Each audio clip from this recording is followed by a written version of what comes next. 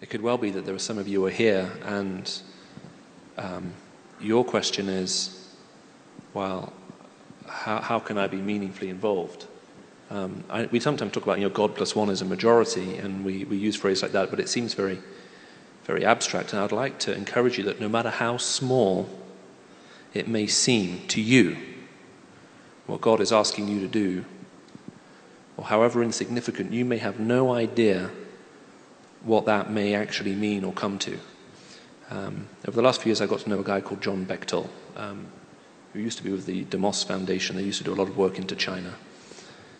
And he's in his late 60s, maybe early 70s now. They were involved in having the Bible broadcast at dictation speed into China after everybody was thrown out. As a matter of fact, his family was the last missionary family expelled from mainland China when everything came down. His father's theological library was piled outside his study. They set fire to it. He was a young boy at the time, and he got shipped over to Hong Kong, and they got physically thrown out of the country. And anyway, he was educated at that point, and he was desperate.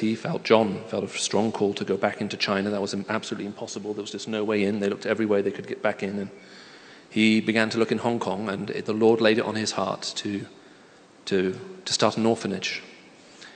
And because he'd been educated in England, and obviously he was living in a former British colony. I guess we're in a former British colony now. But anyway, he was living in a former British colony, and he suddenly realized that the governor of Hong Kong, they'd been in the same school together. So we thought, well, this will be easy. I'll go to the governor and I'll say, we'll share old school stories together. We're in the same class for 7 years, and then I'll say, hey, can you give me some land? I want to build an orphanage. So we had dinner with the governor, and then he said, hey, I want to do this. And the governor said, no. So he looked at various other avenues, and the answer was no.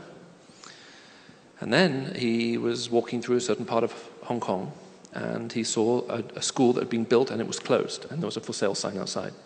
He thought, this is perfect. I could buy this.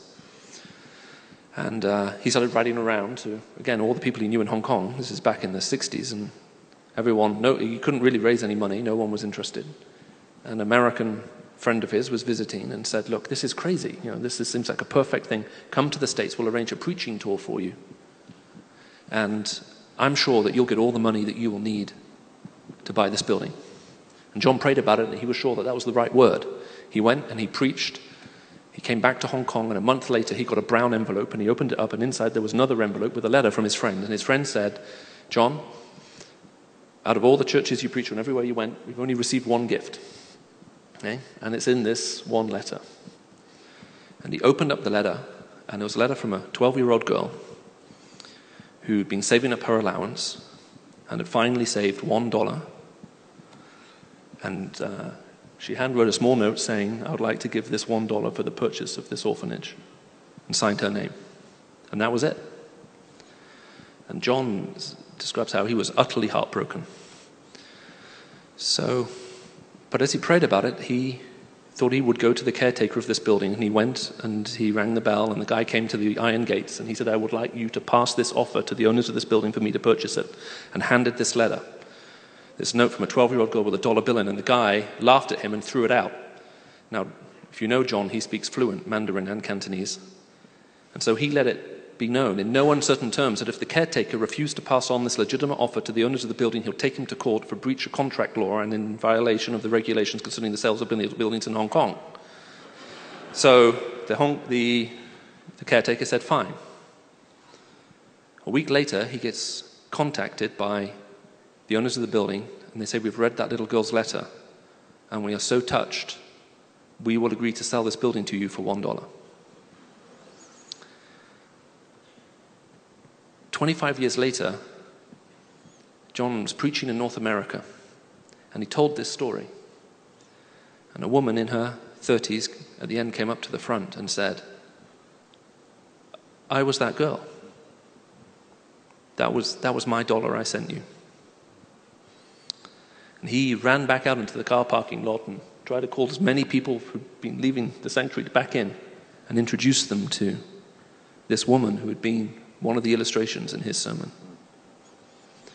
Now that $1 that she gave, that was everything she had. She gave everything.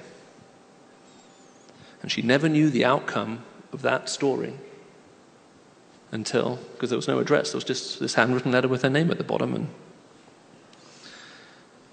so the church took up a collection. I think they raised $50,000, which was more than enough to buy her an air ticket to Hong Kong. So she went to Hong Kong and made a cash donation for an extension of that orphanage.